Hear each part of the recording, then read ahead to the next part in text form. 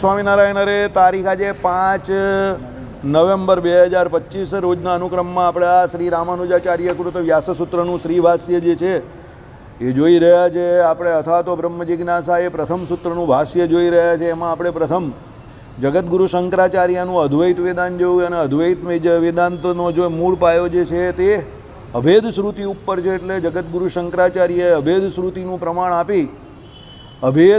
પ્રમાણ આપી નિર્વિશેષ બ્રહ્મનું પ્રતિપાદન કર્યું અને બ્રહ્મ અને આત્મા બંને એક છે એમ બ્રહ્મ એકત્વવાદ જે છે એક બ્રહ્મ અને આત્મા બંને એક છે એ મતનું એમણે સ્થાપન કર્યું. તે બાદ આપણે આત્મા, અનુભૂતિ, જ્ઞાન, બ્રહ્મ આ બધા એકાર્થવાળા શબ્દ છે એ જોયું જગતગુરુ શંકરાચાર્યના અદ્વૈત વેદાંતમાં. એ જે એમ કહે કે અનુભૂતિ છે કે સંવિત જે છે સ્વયં પ્રકાશ છે, નિત્ય છે એવું એમણે કહ્યું. ત્યારબાદ જગતગુરુ રામાનુજાચાર્યનો જે કંઈ પક્ષ જે છે તે આપણે જોઈ રહ્યા છીએ. એ પક્ષને વિશે આપણે જોયું કે ભાઈ આત્મા પોતે અનુભૂતિ નથી, અનુભૂતિ એ જ્ઞાન છે અને આત્મા પોતે જે છે તે સ્થિર છે, નિત્ય છે. અનુભૂતિ જે છે તે નિત્ય નથી, કારણ કે અનુભૂતિ જે છે તે હંમેશને માટે કેવી છે, ફેરફારવાળી હોય છે. કારણ કે આપણે જગતમાં જોતા હોઈએ છીએ કે આપણે ઘણી વખત સુખ કે ઘણી વખત દુઃખ કે ઘણી વખત મિશ્ર પ્રકારની અનુભૂતિ થતી હોય છે. એટલે અનુભૂતિ નિત્ય નથી, આત્મા નિત્ય છે. જ્ઞાન જે છે તે આપણે આત્માની સાથે નિત્ય કહીએ છીએ. અનુભૂતિને પણ જો હવે આમાં જે અનુભૂતિને આપણે નિત્ય નહીં કહેતા, એ કેમ નિત્ય નહીં કહેતા? આપણે અનુભૂતિને જ્ઞાનનો એક વિષય સમજીએ છીએ. જ્ઞાન જે છે એ નિત્ય છે, કારણ કે એ આત્માની સાથે રહેવું છે. આપણે ગઈકાલે જોયું કે આત્મા જે છે તે અને એનું રહેલું જ્ઞાન તે બંને નિત્ય છે. પણ પેલો વિષય જેવો હોય છે તે પ્રમાણે આપણા જ્ઞાનમાં ફેરફાર હોય છે, એટલે અનુભૂતિમાં ફેરફાર થાય છે. એટલે આપણે એ અનુભૂતિને નિત્ય નહીં કહેતા. સમજો, થોડુંક ફેર છે. આપણે એમ કહીએ કે ભાઈ અનુભૂતિ તમે જે કહેવું છો તે અનુભૂતિ કેવું છે, જ્ઞાનની અંતર્ગત આવે છે. સમજો, એટલે તમે એમ કહો કે અનુભૂતિ એ જ્ઞાન ને જ્ઞાન એ અનુભૂતિ, તો પછી જ્ઞાન નિત્ય તો અનુભૂતિ પણ નિત્ય હોવી જોઈએ ને. તો પછી તો એક સરખી જ થાય ને. તો પછી એમાં ફેરફાર કેવી રીતે થાય? તો પછી સુખની દુઃખની એવું કેવી રીતે થાય? બરાબર. તે આપણે ગઈકાલે જોયું એ પ્રમાણે કે અનુભૂતિ જે છે તે તમને પેલો વિષય જે છે ને એની ઉપર ડિપેન્ડ છે, જ્ઞેય જે છે એની ઉપર ડિપેન્ડ છે. કારણ કે વ્યવહાર જે જ્ઞાનનો થાય છે તે જ્ઞાતા એટલે આત્મા પોતે, જ્ઞેય એટલે એને જે કોઈ સામે વિષય હોય તે અને એનું જ્ઞાન. હવે તમારું જ્ઞાન જે છે તે પેલા જ્ઞેયને અનુલક્ષીને બદલાયા કરે છે. સમજો, એટલે જ્ઞેય તમને વિષય જે છે તે સુખરૂપ લાગે તો સુખની અનુભૂતિ થાય, દુઃખરૂપ લાગે તો દુઃખની અનુભૂતિ થાય. એ પ્રમાણે હું કહેવા માગું છું. સમજો તો બરાબર સમજો, પછી ગરબડ ઊભી નહીં કરતા. કારણ કે આમાં શું છે, અદ્વૈતીઓ એનું વેદાંત જે છે ને એ કન્ફ્યુઝિંગ આપણે લાગે, કારણ કે આપણે એનો એટલો અનુભવ ન હોય. એટલે એમનું વેદાંત આપણે કન્ફ્યુઝિંગ લાગે. આપણું વેદાંત જે છે તે જે લોકોને વેદાંતમાં ઇન્ટરેસ્ટ હોય અને એ પહેલેથી એ તત્વજ્ઞાનને સમજતા હોય અને સમજવા પ્રયત્ન કરતા હોય તો એને થોડી ગેડ જલ્દી બેસે. બાકી વેદાંત જે વિષય જે છે કેવો છે, સર્વજન હિતાય સર્વજન પ્રિયાય નથી. જેમ સામાન્ય જનને સર્વજન હિતાય સર્વજન પ્રિયાય શું હોય કે લીલા ચરિત્રો હોય કે બીજી જે કોઈ સામાન્ય જે કોઈ એમ કહે કે શાસ્ત્રને લગતી જે આપણે સુગમ સંગીત જેવું જે બધાને ગમતું હોય, પણ શાસ્ત્રીય સંગીત દરેકનો વિષય નથી, ક્લાસિકલ. તેમ તત્વજ્ઞાન જે છે તે દરેકનો વિષય નથી, પણ એને તમારે રસપ્રદ બનાવવું પડે. કારણ કે તત્વજ્ઞાન છે તે જ કામનું છે. તત્વને ઓળખવું બહુ જરૂરી છે. આત્મા પોતે તમે કોણ છો, પરમાત્મા કોણ છે અને માયા વચ્ચે જે છે આવે છે તે કોણ છે, એ 3 તત્વને ઓળખવાના છે. સામે સત્સંગી જીવનમાં જે આપણી શિક્ષાપત્રી ચાલે છે એમાં જીવ, ઈશ્વરને, માયા 3 તત્વને રૂઢી રીતે જાણે એને જ્ઞાન કહ્યું. એમાં ચોખ્ખું જ આવ્યું કે માયા જે છે એનું જ્ઞાન કેવું છે, હેયરૂપ છે, ત્યાજ્ય છે. અને પરમાત્માનું જ્ઞાન જે છે તે કેવું છે, અનંત કલ્યાણકારી ગુણવાળા જે પરમાત્મા નિત્ય નિર્દોષ છે અને એ ગ્રાહ્ય જ્ઞાન છે.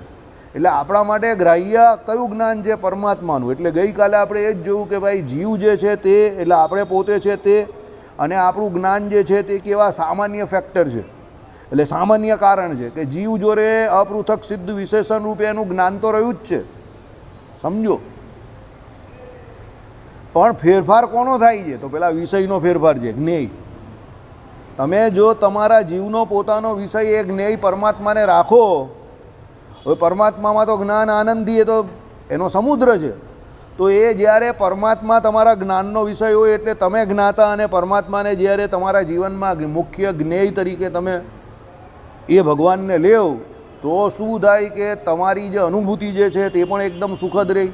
અને સૌથી મોટી વસ્તુ જ્ઞાન જે છે તમારું એ ભગવાન સંબંધી જ્ઞાન હોય તો એ તો સુખદ જ હોય. આનંદ અને જ્ઞાન નામ તો જે કોઈ સૌથી મોટા ગુણ જે છે તે ભગવાન જેવા તો બીજા કોઈમાં રહ્યા જ નથી. એટલે એ ભગવાનમાં જે જ્ઞાન અને આનંદ નામના ગુણ રહ્યા છે, હવે પરમાત્મા જ્યારે તમારો વિષય બને ત્યારે જ્ઞાતા જે છે એ પોતે પોતાના જ્ઞાન દ્વારા એ ભગવાનને ઓળખવાની કોશિશ કરે, પણ એ ભગવાન પોતે જે છે એ વિષય જે છે તે એ વિષય એક વિષય એવો છે જે સર્વ વિષય છે. ભગવાન પોતે એક વિષય જ એવો છે કે જે સર્વ વિષયી છે. એટલે બધા વિષય ભગવાનની અંદર આવીને પછી શું થઈ જાય છે? સમાપ્ત થઈ જાય છે. બધા વિષયની શરૂઆત ક્યાંથી થાય છે? એ ભગવાનથી જ થાય છે. એટલે જો પરમાત્મા નામનો વિષય તમારા જીવનનો મુખ્ય વિષય બને તો પછી તમારે પોતે કંઈ કરવાનું રહેતું નથી. ભગવાન જે કે એ જ તમારે કરવાનું છે, શરણાગતિ. બાકીનું જે કંઈ કરશે તે શું કરશે? ભગવાન કરશે. બરાબર? એ પેલા જોક જેવું છે, મેં જંગલ મેં ખો ગયા, सामने शेर आया, तो लोग कहे कि फिर तुमने क्या किया? मैंने कुछ नहीं किया, जो भी करेगा वो कौन करेगा? शेर करेगा. समझी गया? जो भी करेगा वो कौन करेगा? शेर करेगा. એટલે આમાં ભગવાન શેરની જગ્યા પર છે કે ભાઈ વિષય એ ભગવાન પોતે બની ગયા. એટલે તમે જ્ઞાતા જે છે એનું જ્ઞાન જે છે એ ભગવાનને જાણવામાં એણે ઉપયોગ કર્યું. હવે એ વિષય જે છે તે બહુ પાવરફુલ છે. તમારા જ્ઞાન કરતાં એ ભગવાનનું જ્ઞાન અનેક ગણું વધારે છે. સમજો? એટલે કેવું છે કે ભગવાને કહ્યું એ પ્રમાણે સૂર્યના પ્રકાશની અંદર બીજા જે કોઈ ચંદ્ર કે તારા કે ગ્રહ નક્ષત્રનો પ્રકાશ છે તે શું થઈ જાય? લીન થઈ જાય. એમ ભગવાન આગળ આપણું કંઈ વધારે ચાલવાનું નથી. એટલે આપણે શું કરવાનું? સીધી ભગવાનની શરણાગતિ સ્વીકાર લેવાની, ડાળખું પકડી લેવાનું, મોઢામાં મૂકી દેવાનું કે ભાઈ હું તમારે શરણે છું. એટલે આપણે આપણું દહાપણ મૂકીને ભગવાન જે છે નારાયણ એની શરણે જઈએ તો આપણા વૈષ્ણવોના જેટલા પણ સંપ્રદાયો છે એ દરેકમાં શરણાગતિને જ મુખ્ય માની છે. શરણાગતિ દ્વારા જ કલ્યાણ છે. એટલે જ્ઞેય જે વિષય જે છે એ મેઇન ઇમ્પોર્ટન્ટ છે. સમજો? તમે આટલા ધક્કા ધુક્કી કે ટ્રેન કે જે કંઈ હતા તે બધી મુસીબત સહીને બી વડતાલ ગયા ને, તમે વિચાર કર્યો કે જવું છે તો જઈને આવી ગયા ને. અમે અહીંયા ને અહીંયા બેઠેલા જ તો બેઠેલા જ છે. સમજો?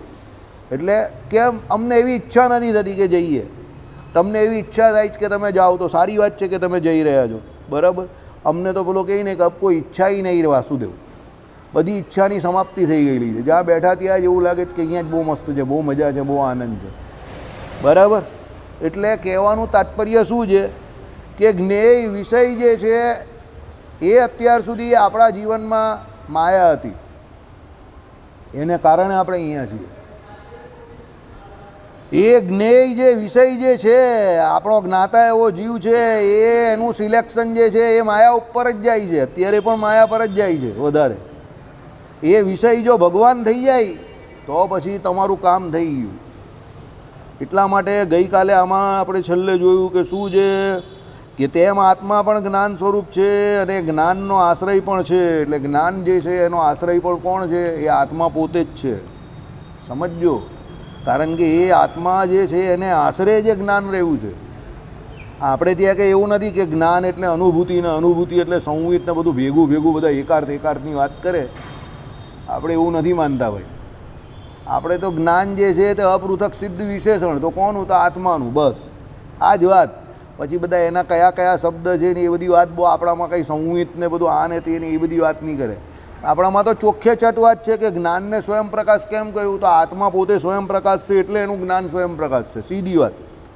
અને એ સ્વયં પ્રકાશનો અર્થ પણ કેમ એને સ્વયં પ્રકાશ કે ભાઈ એને એના જ્ઞાન માટે કોઈ બીજા આત્માની કે કોઈ બીજા વ્યક્તિની જરૂર નથી. એટલે સ્વયં પ્રકાશ. એટલે આપણું તત્વજ્ઞાન જે છે તે બહુ ક્રિસ્ટલ ક્લિયર છે. બાકી જ્ઞાન પોતે પણ, મને આ પ્રશ્ન હું તમને ન કહું, વર્ષોથી થતો હતો કે જ્ઞાન સ્વયં પ્રકાશ કેવી રીતે હોય? જ્યાં એ પોતે જ આત્માને આશરે છે તો ભાઈ એ સ્વયં પ્રકાશ કેવી રીતે કહેવાય? પણ આમાં એનો જવાબ મળી ગયો કે ભાઈ જ્ઞાનને સ્વયં પ્રકાશ રામાનુજાચાર્યે એટલે કહ્યું છે કે એ આત્માને આશરે છે. હવે આત્મા તો એ પોતે જ છે ને. જીવ પોતે આત્મા અને આત્મા પોતે જીવ ને એને આશરે એક જ્ઞાન રહેલું છે. તો જ્ઞાન જે છે એ આત્માને આશરે છે અને એ એનું અપૃથક સિદ્ધ વિશેષણ છે. લાલ ગાય તો લાલ એનાથી છૂટું નહીં પાડી શકતા તમે. તેમ એ જ્ઞાન જે છે તે આત્માથી છૂટું નહીં પડતું. એટલે એને સ્વયં પ્રકાશ કહ્યું. કારણ કે આત્મા સ્વયં પ્રકાશ છે તો પેલું પણ સ્વયં પ્રકાશ જ થયું ને. બાકી આ સવાલ મને વર્ષો સુધી સતાવતો હતો અને એનો જવાબ કોઈની પાસે હતો પણ નહીં, અનફોર્ચ્યુનેટલી, કે જ્ઞાન કેવી રીતે સ્વયં પ્રકાશ થાય. સમજો, આત્મા સ્વયં પ્રકાશ થાય પણ એનું જ્ઞાન કઈ રીતે સ્વયં પ્રકાશ થાય? બરાબર. હવે જો આમાં શું છે, સવાલ બે જણાને થાય, એક જેને સમજ નહીં પડતી એને થાય અને બીજો જેને સમજ પડે જ એને થાય. વચ્ચેવાળાને સવાલ નહીં થાય. સમજી ગયા? કારણ કે એને ઉપરથી જ જતું હોય તો પછી એને સમજ કાઢી પડે. એટલે એની પ્રશ્ન જ કેવી રીતે થાય? પ્રશ્ન બે જણાને જ થાય, કાં એને સમજ પડે છે, કાં સમજ પડે છે એને અમુક ટોપિક નહીં સમજ પડતી તો જ થાય. બાકી જેને કંઈ નહીં સમજ પડતી એને કોઈ પ્રશ્ન જ નહીં થાય. એને જે બધું ચાલે તે બરાબર જ ચાલે જ નહીં. કે હું પ્રશ્ન કરીશ તો બીજા બે પ્રશ્ન સામેથી આવશે અને આના તો ઉપર માથામાં જ પ્રશ્ન જાય, પાછળ પ્રશ્ન જ દોડીને હું ભરું છું. એટલે મને કોઈ પ્રશ્ન પૂછે જ નહીં. એ તો હું બે ચાર સવાલ એને સામેથી એવા કરી નાખું એટલે પેલો બિચારો કહે કે જવા દે નહીં ભાઈ, આ કાં એને કાં માથું ખાઈ, જવા દે ભાઈ, પહેલો જવા દે. બરાબર. પણ એવું એ ખોટી વાત છે. પ્રશ્ન થવો જ જોઈએ. સમજો, જો આમાં આપણે જ્યારે શંકરાચાર્યનું જીનું અદ્વૈત વેદાંત ચલાવવું તો કેટલા બધા પ્રશ્ન હતા. હવે તમે અત્યારે જો, પહેલાં ચલાવતા હતા ત્યારે જેટલા પ્રશ્ન હશે અત્યારે તમે એને સાંભળો કે પાછા વાંચો, તમને એટલા પ્રશ્ન નહીં થશે. જાઓ, ગેરંટેડ નહીં થાય. લખીને આપવું ન થાય. તમે વાંચી જાઓ ઘરે જઈને, હવે તમને એટલા પ્રશ્ન નહીં થશે. સાંભળજો ખાલી, જેની પાસે રેકોર્ડિંગ યુટ્યુબ પર જેને સાંભળવું હોય તો સાંભળજો. અરે કદાચ એવું પણ બનશે તમને એમાંથી એકાદ બે ભૂલ હશે તો ભૂલ પણ ઓળખાશે. જાઓ એ લોકમાં, કારણ કે એ લોકના વેદાંતથી તો આપણે પરિચિત નથી ને, એટલે શક્યતા રહે કે અહીંયાથી પણ ભૂલ પડી હોય બોલવામાં. કારણ કે એ લોકનું છે ને, આપણે પરિચિત નથી. સમજો. પણ જેમ જેમ તમે એનાથી પરિચિત થશો તેમ શું થશે કે ભૂલ થતી ઓછી થઈ જશે. પછી એક સમય એવો આવશે પછી તમે જે બોલો એ બરાબર જ હોય એમ, પછી પરિચિત થઈ ગયા પછી પ્રોબ્લેમ નહીં થાય. કારણ કે અદ્વૈત વેદાંતથી આપણે એટલા પરિચિત નથી ને. એટલે જો પહેલી વાત, હું કોઈ એવો દાવો નહીં કરતો કે ભાઈ અદ્વૈત વેદાંત આપણે બધું પરફેક્ટ જ આવડે છે, કારણ કે આપણે અદ્વૈતી નથી. હા, પણ મને એટલી ખબર પડે છે કે આમાં જે એના નિરાશ માટે વિશિષ્ટ અદ્વૈત વેદાંત ચાલે છે તે બધું બરાબર ચાલે છે. કારણ કે એ આપણું પોતાનું છે ને, આપણે એનાથી પરિચિત છે. આપણે ભૂમિકામાં જોયું છે, આધ્યાત્મિક તત્વ આખ્યાનમમાં જોયું છે, વચનામૃતમાં આપણે જોઈએ છે, શિક્ષાપત્રી અર્થદીપિકામાં, સત્સંગી જીવનમાં આપણે જોઈએ છે. એટલે આપણું બેકગ્રાઉન્ડ જે આખું છે, છેલ્લા લગભગ જે સભા આપણી ચાલે છે 2006થી હરિદિગ્વિજયમાં આપણે જોયું તો આપણી છેલ્લી 19 વર્ષની સભાની અંદર આપણું વિશિષ્ટ અદ્વૈત વેદાંત આપણે ઘણીવાર ચલવું છે. સમજો.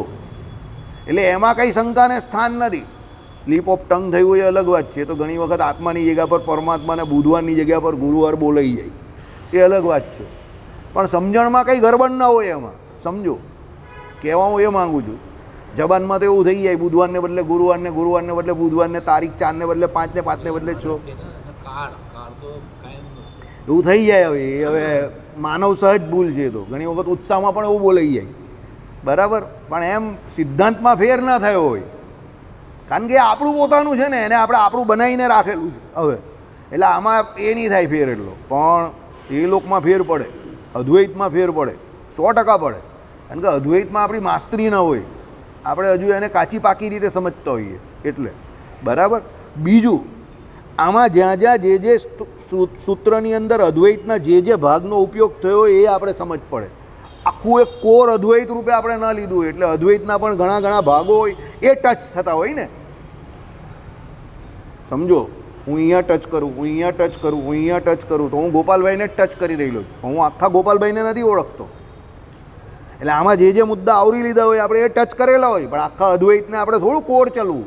જેમ આપણું વિશિષ્ટ અદ્વૈત આપણે અહીંયા ચલવેલું એ પ્રમાણે કે ભાઈ વિશિષ્ટ અદ્વૈત એકચ્યુઅલ શું છે, તો આ ભગવાનના 2 શરીર છે, શરીરી છે, ધારક છે, નિયંતા છે, શેષી છે, ને એ આખે આપણું જે ચલાવીએ એવું થોડું આપણે અદ્વૈત ચલાવીએ છીએ. કારણ કે અદ્વૈત પણ ઘણા બધા પ્રકારનું છે. એક જીવવાદ, બહુ જીવવાદ, બિંબ પ્રતિબિંબવાદ ને કેટલા બધા વાત છે અંદર. તો બધું તો ચલાવો તો પછી આપણે અહીંયા પાક્કા અદ્વૈતી થઈ જાય, પછી આપણી સભામાં અદ્વૈત ચાલતું થઈ જાય. એ કે 1-2 દિવસમાં પૂરો થાય એવો ટોપિક થોડો છે. એટલે એ આપણે ટેકનિકલી લઈ પણ ન શકીએ સભામાં, કારણ કે એ આપણો વિષય નથી.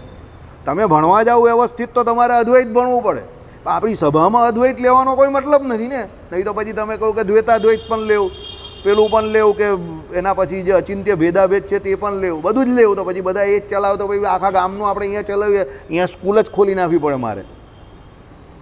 બરાબર. તો પછી આપણું બધું બાકી રહી જાય. એટલા માટે આપણે શું છે કે એના ટોપિક હોય જે બહારના એને ખાલી ટચ કરીએ અને જ્યાં જ્યાં આપણા સંપ્રદાયમાં એનો નિરાશ થતો હોય કે એ હોય તો ભાઈ આ મુદ્દા પર આ પ્રમાણે થયું એ પ્રમાણે આપણે એને લઈ શકીએ. સમજ્યા કે નહીં તમે? બરાબર. પછી એમાં તમે ચોંટી જાઓ કે તમે પહેલાંમાં આવું કહેલું, અરે ભાઈ કયું હશે, કોણ ના પાડે છે? સમજી લેવાનું થોડુંક. બરાબર. ચાલો હવે અમે આગળ બતાવીશું કે જ્ઞાન પોતે અપરિચ્છિન્ન હોઈને જે સંકોચ વિકાસવાળું છે, તેથી આત્માની ક્ષેત્રજ્ઞ અવસ્થામાં જ્ઞાનનું સ્વરૂપ કર્મે કરીને સંકુચિત હોય છે. તે કર્મ પ્રમાણે તે વધતું ઓછું રહે છે. આવી ગયું ને? જો શું કહ્યું પહેલાં? અમે આગળ બતાવીશું કે જ્ઞાન પોતે અપરિચ્છિન્ન હોઈને જે સંકોચ વિકાસ અવસ્થાવાળું છે. એટલે જ્ઞાન પોતે કેવું છે? અપરિચ્છિન્ન. અપરિચ્છિન્ન એટલે કેવું? ઉત્પત્તિ વિનાશરૂપી પરિચ્છેદ એટલે મર્યાદાએ રહિત. એટલે આપણું જ્ઞાન, આત્માનું જ્ઞાન જે છે તેની કંઈ ઉત્પત્તિ કે વિનાશ થતો નથી. એ તો આત્માની જોડે કાયમ માટે રહેલું છે. જેમ આત્મા નિત્ય છે તેમ એનું જ્ઞાન પણ કેવું છે? નિત્ય છે. બરાબર. પેલા જૈનનો એવો મત છે ને પેલો કે જ્ઞાનની એક આમ ધારા આવે ને એ જાય ને પછી એ પૂરી થાય ને પછી બીજી આવે, બીજી પછી ત્રીજી આવે. નોટ લાઈક ધારા જ, સમુદ્રની લહેર જેવું કે ભાઈ સમુદ્રની. બૌદ્ધનો પેલા 4 પ્રકારના છે ને, પેલા વૈભાષિક ને એમાં શું આવે કે શ્રોત્રાંતિક, વૈભાષિક, પછી પેલો એક પેલો એ છે પેલો કોણ છે એક એ લોકો, એવો પણ એક શબ્દ છે એ લોકોનો. હવે એ લોકોનું જ્ઞાન કેવું છે? સમુદ્રની લહેરનું ઉદાહરણ આવે કે સમુદ્રની લહેર આમ આવે ને આમ પૂરી થાય એક ને પછી એ પૂરી થઈ સમુદ્રને મળે, પછી એ જાય પછી બીજી લહેર આવે. એમ જ્ઞાન જે છે તે લહેરો જેવું છે એમ. એટલે આવે છે ને જાય છે, આવે છે ને જાય છે. એટલે જૂનું જાય ને નવું આવે, જૂનું જાય ને નવું આવે. એક ધારા એક સરખી નથી. પણ એ લોકો પાછા શું કહે છે? એમાં ગેપ નહીં પડતો. એક જઈને બીજું આવી જાય, એક જઈને બીજું આવી જાય. આપણા બોડીના કોષ જેવું કે જૂના કોષ નાશ પામે ને નવા કોષ તૈયાર થાય. That is immunity. એમ સમજો. પણ એકચ્યુઅલી એવું નથી. આપણે ત્યાં શું માનીએ છીએ આપણે કે જેમ આત્મા નિત્ય છે એમ એનું જ્ઞાન પણ એની જોડે નિત્ય જ છે. કંઈ જ્ઞાન કંઈ એવું નથી કે ભાઈ આવે છે ને જાય છે. ઉત્પત્તિને વિનાશે રહિત છે. એટલે એને શું અહીંયા અપરિચ્છિન્ન કહ્યું કે ભાઈ ઉત્પત્તિને વિનાશરૂપી જે પરિચ્છેદ એટલે મર્યાદા એને રહિત છે. કારણ કે ઉત્પત્તિ થાય તો પછી એ નાશ પણ થાય. હવે જેની પણ ઉત્પત્તિ થાય અને નાશ થાય તે બધું એમ કહે કે મર્યાદાવાળું કહેવાય, એ અપરિચ્છિન્ન ન કહેવાય. એની મર્યાદા આવે જ. સમજો. હવે આપણી હાઇટ છે તો હાઇટની મર્યાદા આવી ને. હવે થોડી હાઇટ વધે છે. પછી એમાં બાપાની એમ ઘટતી થઈ જાય, એમાં બાપાની હાઇટ ઘટે જ. હવે સમજો. બરાબર. કેમ? શરીર જે છે તે એવું છે. બરાબર. હા, દેહ જે છે તે નાશ પામે એવું. કારણ કે એનો શું ઉત્પત્તિ થયેલી છે તેનો નાશ તો થવાનો જ છે. સમજો. પણ જ્ઞાનમાં એવું નથી. જ્ઞાનમાં સંકોચ અને વિકાસ કયો છે, પણ એના નિત્યત્વ પર ડાઉટ નહીં કર્યો. કારણ કે આત્મા જ્યાં સુધી છે ત્યાં સુધી એનું જ્ઞાન તો રહી છે. સંકોચ અને વિકાસ કોને કરીને થાય છે? પેલા જીવના કર્મે કરીને થાય છે. સમજો. એટલે સંકોચ અને વિકાસમાં ફરક છે. આ મેં તમને પેલું જ્ઞાન અને અનુભૂતિવાળું કહ્યું ને એ પ્રમાણે છે. સમજો કે અનુભૂતિ આપણે બદલાયા કરતી હોય એમ એને ભૂમિકામાં જવાબ આપેલો છે. જ્ઞાનની અનુકૂળ અવસ્થા એ સુખ, જ્ઞાનની પ્રતિકૂળ અવસ્થા એ દુઃખ. હવે તમે જો એક જ ઘટના ઘટતી હોય તો એક માટે અનુકૂળ અવસ્થા હોય ને બીજા માટે પ્રતિકૂળ અવસ્થા હોય. તો ઘટના તો એક જ ઘટેલી છે. એટલે કહેવાનો મતલબ શું છે? How you take it. તમે એને કેવી રીતે લેવું છો એની ઉપર તમારા સુખ ને દુઃખનો આધાર છે. સમજો. ઘટના એક જ ઘટેલી છે. બરાબર. પણ તમને એ કેવી લાગે છે એની ઉપર આધાર છે એનો. સુખ ને દુઃખનો આધાર ઘટના જોડે નથી. તમને એ ઘટના કેટલી અનુરૂપ છે કે પ્રતિકૂળ છે એની પર આધાર છે. ઘટના તો કોમન છે. સમજો. એટલે અહીંયા શું કહેવા માંગે છે કે ભાઈ ઉત્પત્તિને વિનાશરૂપી પરિચ્છેદ એટલે મર્યાદે રહિત છે જ્ઞાન. જ્ઞાન આત્માનો સ્વાભાવિક ધર્મ છે. આત્મા જે છે આપણો એનો સ્વાભાવિક ધર્મ જ છે જ્ઞાન. જેમ ઘણા લોકોના ઘણા સ્વાભાવિક ધર્મો હોય કે ભાઈ સુરતી એટલે ગાળ તો બોલશે જ, એનો સ્વાભાવિક ધર્મ થઈ જાય. એકચ્યુઅલી એનો સ્વાભાવિક ધર્મ નથી, પણ હવે એ અહીંયા રહીને એવું થઈ ગયું કે ભાઈ સુરતી એટલે ગાળ તો બોલે જ, ફ્રીમાં આપે. બરાબર. હવે એવી બધાના જે કોઈ હોય બધાને એવા સ્વાભાવિક લક્ષણ થઈ જાય. બરાબર. હવે એ સમજવાનું શું છે કે સ્વાભાવિક એટલે શું? તો સ્વાભાવિક એટલે વગર પ્રયત્ને, નેચરલ. એને સ્વાભાવિક કહીએ આપણે, નૈસર્ગિક રીતે. તો જ્ઞાનનો નૈસર્ગિક ધર્મ જ શું છે? તો જ્ઞાન છે. એટલે આત્માનો નૈસર્ગિક ધર્મ શું છે? તો જ્ઞાન છે. એમ આત્મા છે તો જ્ઞાન રહેવાનું છે. એમ સમજો. હવે એ પેલી લાઇટ જેવું છે. લાઇટ એટલે પ્રકાશ થાય, પછી લાઇટમાંથી પ્રકાશ ઉડી પણ જાય, કારણ કે એમાં એની આવરદા પૂરી થઈ જાય, એક્સપાયરી ડેટ હોય ને એક્સપાયર થઈ ગઈ એટલે પછી લાઇટ ઉડી જાય.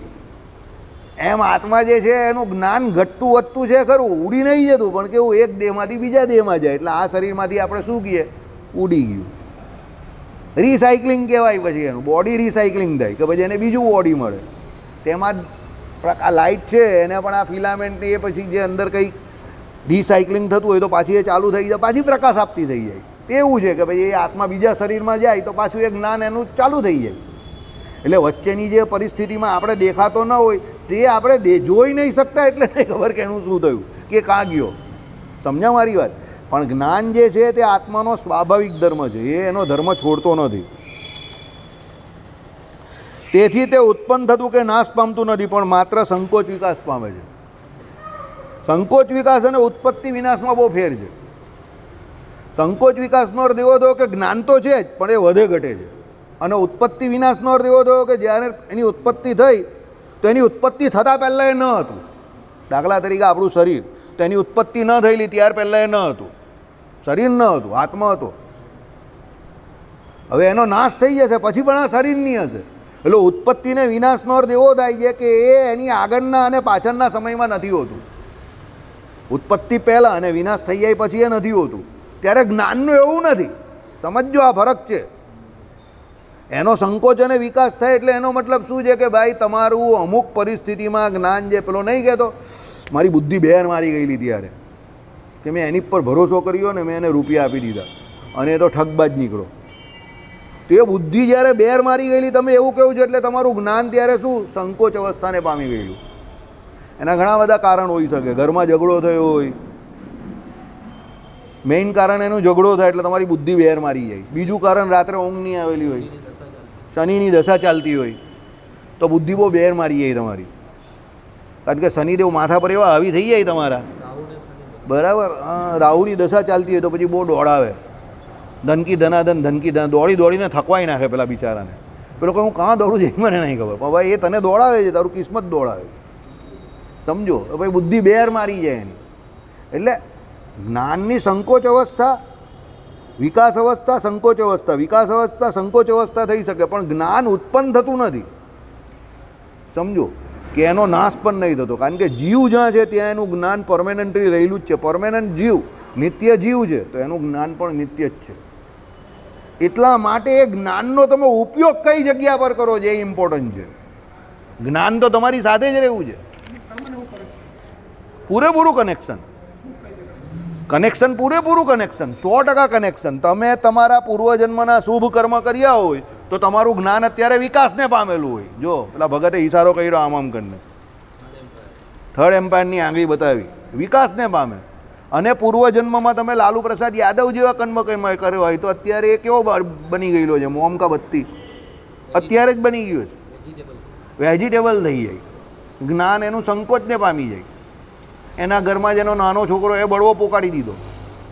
સમજો, એટલે તમારા કર્મ ઉપર આધાર છે તમારા જ્ઞાનનો. એટલે તો આપણે વારે વારે અહીંયા સભામાં આવે તો કહીએ ભાઈ સત્કર્મ કરો, સારા કર્મ કરો, બની શકે તો લોકોનું હિત થાય એવા કર્મ કરો, પણ ભીંડું થાય એવું ન કરો. તમને બધાને આમંત્રણ આપું છું કે આ રવિવારે રાંદેર મંદિરમાં સાંજે 5 થી 7 ભજન છે અને પછી પ્રસાદ આપવામાં આવશે, તો તમે બધા પધારજો. આ વર્ષનો પહેલો કાર્યક્રમ છે. હમણાં જ રાંદેર મંદિરના કોઠારી જોડે આપણી વાત થઈ ગઈ છે, બરાબર છે, એટલે તમે પધારજો. સમજી ગયા? ચાલો, તો આ જ્ઞાનનો શું થયો? વિકાસ થયો, સદુપયોગ થયો. પછી તમે ઝઘડા હા પકડમ પકડે પકડા જ કરતા હોય તો પછી એ સમય જ્ઞાનનું શું કર્યું? સત્યાનાશ કર્યું ને. અહીંયાથી બેઠા ને પછી જઈને ધનકી ધનાધન ભનકી ભના ભન કરો. હવે એ કરવાથી તો કંઈ દુરુપયોગ છે ને એ તો, બરાબર. ચાલો, હે હા. તેથી આત્માની ક્ષેત્રજ્ઞ અવસ્થામાં જ્ઞાનનું સ્વરૂપ કર્મે કરીને સંકુચિત હોય છે અને તે કર્મ પ્રમાણે તે વધતું ઓછું હોય છે. ક્ષેત્રજ્ઞ અવસ્થા એ સમજી જઈએ.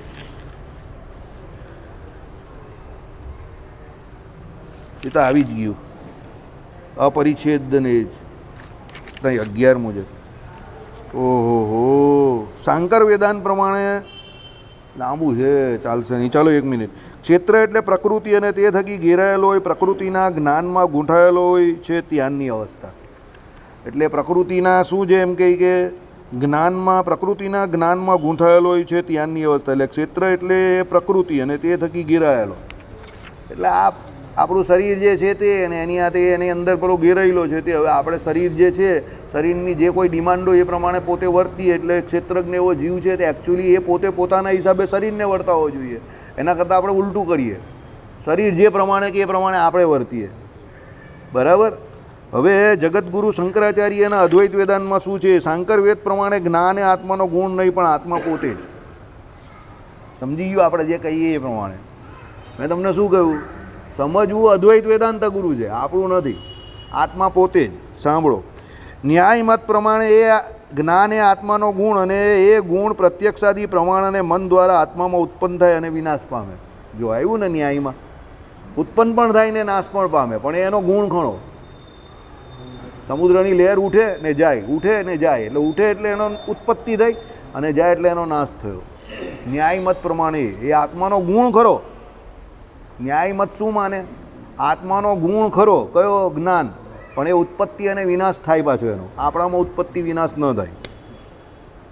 આ બેની મધ્યમાં રામાનુજાચાર્યનો સિદ્ધાંત છે તે કે જ્ઞાન એ ફક્ત આત્મા પોતે જ અને તે ઉપરાંત બીજું કાંઈ નહીં એમ નહીં. તે એ આત્માનો આગંતુક ધર્મ પણ નહીં પણ એ આત્માનો સ્વાભાવિક ધર્મ. એટલે કે આત્માનું સ્વરૂપ અને આત્માનો ગુણ બંને મણિપ્રભાના દ્રષ્ટાંત અનુસાર. આ આપણું આગંતુક ધર્મ નહીં. આગંતુક એટલે આવે ને જાય, પણ સ્વાભાવિક ધર્મ. સમજો કે ભાઈ એ આત્માની જોડે સંલગ્નપણે રહેલો જ છે. અપૃથક સિદ્ધ વિશેષણ એ રામાનુજાચાર્યનો મત. એટલે આટલો ફરક છે. જગતગુરુ શંકરાચાર્યના અદ્વૈત મત પ્રમાણે શું હતું? જ્ઞાન એ આત્મા અને આત્મા એ જ્ઞાન. જ્ઞાન કોઈ આત્માનો ધર્મ કે એવું કંઈ છે નહીં. નૈયાયિકો એટલે ન્યાય મત શું કહે છે તે સમજો. ન્યાય મત એવું કહે છે કે ભાઈ આત્માનો ગુણ ખરો જ્ઞાન, પણ એ કેવો?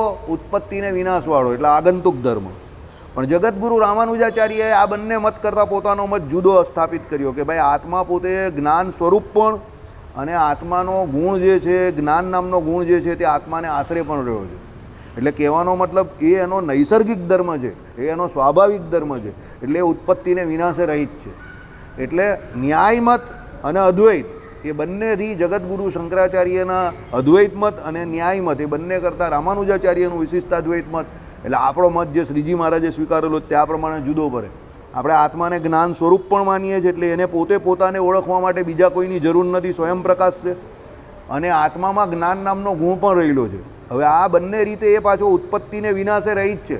આપણું જ્ઞાન ચાલ્યું નહીં જતું. રાત્રે તમે સૂઈ જાઓ તે અવસ્થા ભેદે કરીને તમને ખબર નથી હોતી કે શું થઈ રહેલું છે બહારની દુનિયામાં, પણ ઉઠો એટલે પાછી ખબર પડી જાય કે શું ચાલે છે. અને એ પણ ખબર છે કે રાત્રે આટલા સમય સુધી શું ચાલ્યું તો મને ખબર નથી, કારણ કે અવસ્થા ભેદે કરીને તમે સૂઈ ગયેલા હતા. આત્માની સૂઈ ગયેલો, આત્મા સૂઈ ગયો હોય તો પછી ઘરવાળા શું કહે? લઈ ચાલો ભાલ લાગે. રામ બોલો ભાઈ રામ. એટલે શ્રીપતિમ શ્રીધરમ સર્વદેવેશ્વરમ ભક્તિધર્મ